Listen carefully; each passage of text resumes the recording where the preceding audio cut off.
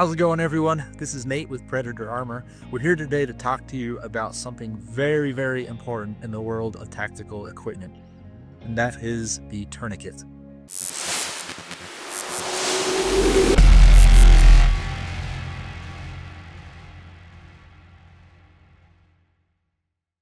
Now, a huge part of being combat effective is learning how to stop bleeding. Of course, as a body armor company, our goal is to prevent you from getting shot. However, that's not always possible. So if you get shot, if a buddy gets shot, you need to know how to stop massive bleeding. There's a number of steps to take when applying tactical combat casualty care, but nothing is a higher priority than stopping bleeding, because an individual can bleed out in less than 3 minutes if the wound is bad enough. The fact of the matter is that more lives are saved in combat by non-medical personnel than actual medical personnel. That's why it's so important for everyone to know how to do this. You cannot always guarantee that medical personnel are going to be on site. So first thing, I want to show you something. This is a CAT combat application tourniquet. This is exactly how they come when they ship from us to you. And this is already incorrect. If you throw this in your bag, you are already training wrong. You want to have something like this or something like this.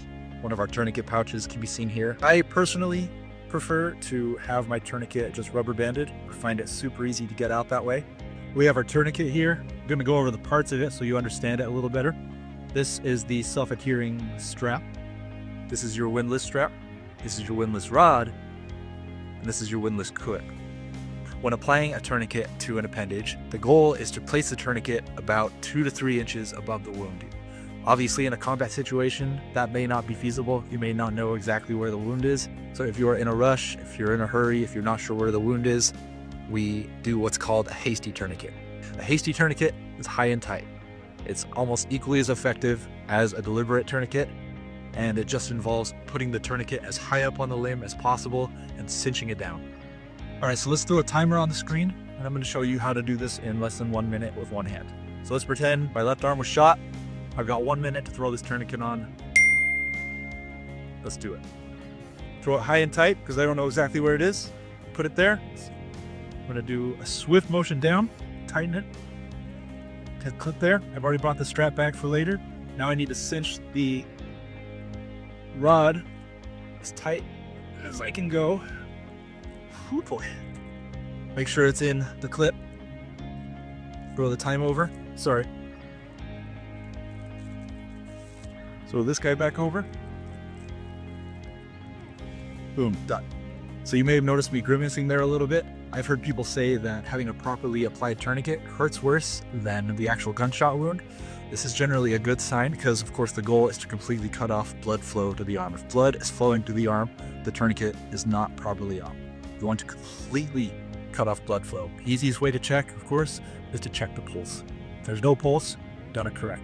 Once applied, the tourniquet could remain on for about 2 hours before you start experiencing permanent damage. So it's critical to note the time that the tourniquet was placed for medical staff.